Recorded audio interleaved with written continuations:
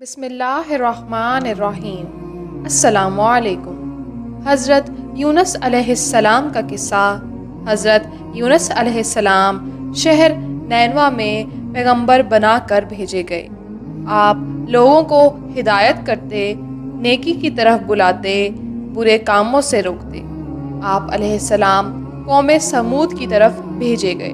اس قوم کے لوگ بتوں کی پوجا کرتے تھے۔ جب آپ علیہ السلام لوگوں کو حق کی طرف بلاتے اور خدائے واحد پر ایمان لانے کی تلقین کرتے تو لوگ آپ کی تعلیمات کا انکار کرتے اور آپ سے کہتے کہ ہم تیرے خدا کو نہیں مانتے۔ اس پر آپ فرماتے کہ خدا کے عذاب سے ڈرو جو بہت سخت عذاب ہے۔ لوگ آپ علیہ السلام کی باتیں سن کر آپ کا مذاق اڑاتے اور آپ کی راہ میں رکاوٹیں کھڑی کرتے۔ آپ علیہ السلام نے قوم سمود کو راہ راست پر لانے کی بہت کوششیں کی، لیکن بھٹکی ہوئی قوم پر آپ علیہ السلام کی نصیحت کا کوئی اثر نہ ہوا۔ تو آپ علیہ السلام کو یقین ہو گیا کہ یہ لوگ خدا پر ایمان نہیں لائیں گے۔ آپ علیہ السلام مایوس ہو گئے۔ مایوسی کی حالت میں آپ علیہ السلام نے قوم سمود کی تباہی و بربادی کے لیے بد دعا کی اور اس سرزمین سے نکل پڑے۔ چلتے چلتے دریائے فرات کے کنارے پہنچے تو دیکھا کہ ایک کشتی کنارے پر لگی ہے، لوگ اس پر سوار ہو رہے ہیں۔ ان کی دیکھا دیکھی آپ علیہ السلام بھی اس پر سوار ہو گئے۔ جنہیں جانا تھا وہ سب سوار ہو چکے۔ کشتی لوگوں سے بھر چکی۔ اس کے بعد کشتی اپنی منزل کی طرف روانہ ہوئی۔ سمندر پرسکون تھا، آسمان بھی صاف تھا، مسافر اطمینان سے بیٹھے ہوئے تھے۔ جب کشتی بیچ سمندر میں پہنچی تو دیکھا کہ آسمان پر سیاہ بادل اٹھ رہے ہیں، پھر ہوائیں چلنے لگی۔ ہوا اچانک طوفان کی شکل اختیار کر گئی۔ سمندر میں کشتی ڈگمگانے لگی، سمندر کی لہریں اوپر نیچے ہونے لگی، بارش بھی شروع ہو گئی۔ طوفان کے جھٹکوں اور پانی کے تھپیڑوں سے کشتی کے ڈوبنے کا اندیشہ پیدا ہو گیا۔ کشتی میں بیٹھے ہوئے مسافروں میں سے ایک نے کہا کہ معلوم ہوتا ہے کہ کشتی میں کوئی ایسا شخص بھی سوار ہے جس سے کوئی بڑی غلطی سرزد ہو گئی ہے۔ جب تک ایسے شخص کو کشتی سے نہ نکالا جائے کشتی کا صحیح سلامت رہنا محال ہے۔ وہ شخص کون ہے یہ بتانا مشکل ہے جب تک کہ وہ خود کو پیش نہ کرے۔ اس پر حضرت یونس علیہ السلام کھڑے ہو گئے اور کہا کہ میں ہی ہوں جس سے بڑی غلطی سرزد ہو گئی ہے۔ مجھے کشتی سے نکال دیا جائے تو آئی ہوئی مصیبت ٹل سکتی ہے۔ تمام مسافر حضرت یونس علیہ السلام کا منہ تک رہے تھے جس نے خود ہی سب کے سامنے اپنی غلطی کا اظہار کیا۔ پھر سب نے ایک زبان ہو کر کہا کہ یہ شخص تو فرشتہ صفت انسان معلوم ہوتا ہے، ہم کسی حال میں اسے کشتی سے نہیں نکال سکتے۔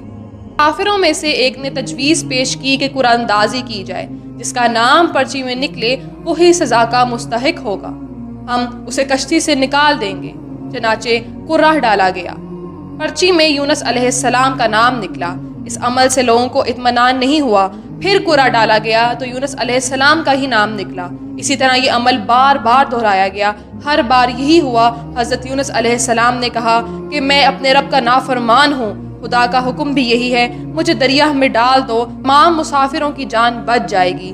حضرت یونس علیہ السلام نے کشتی کے مسافروں اور ملاح سے بار بار کہا کہ وہ کشتی سے چھلانگ لگانے کے لیے تیار ہیں، اس لیے کہ میں نے اللہ کے حکم کا انتظار نہیں کیا۔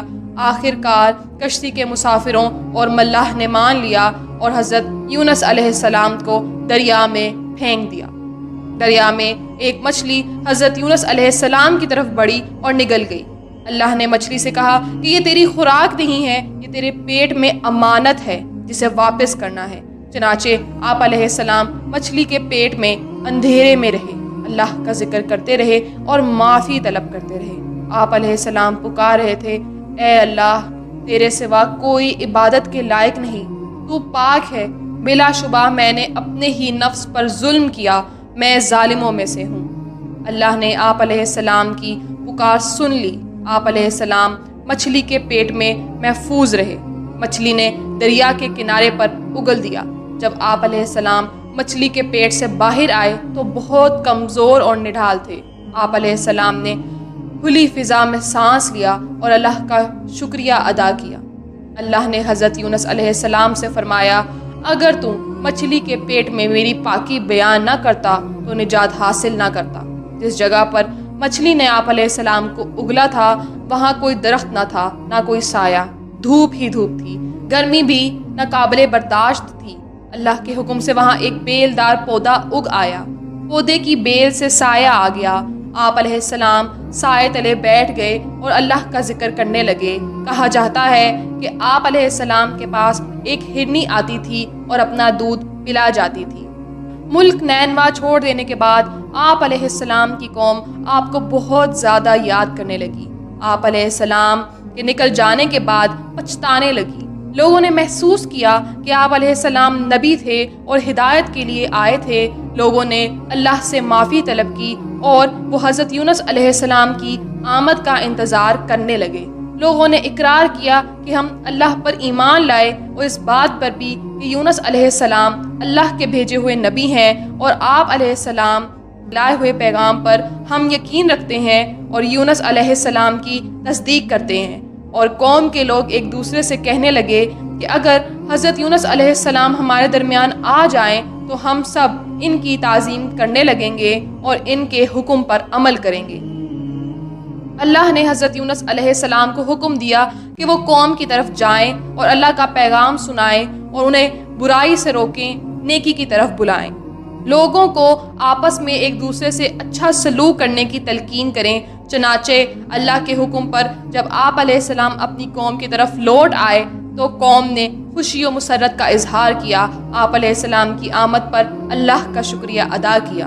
واپس آ کر حضرت یونس علیہ السلام نے تبلیغ شروع کر دی اور ہدایت دینے لگے کہ برے کاموں سے دور رہیں، ضرورت مندوں کی مدد کریں، بھوکوں کو کھانا کھلائیں، ننگوں کو کپڑا پہنائیں، کسی کے ساتھ برا سلوک نہ کریں۔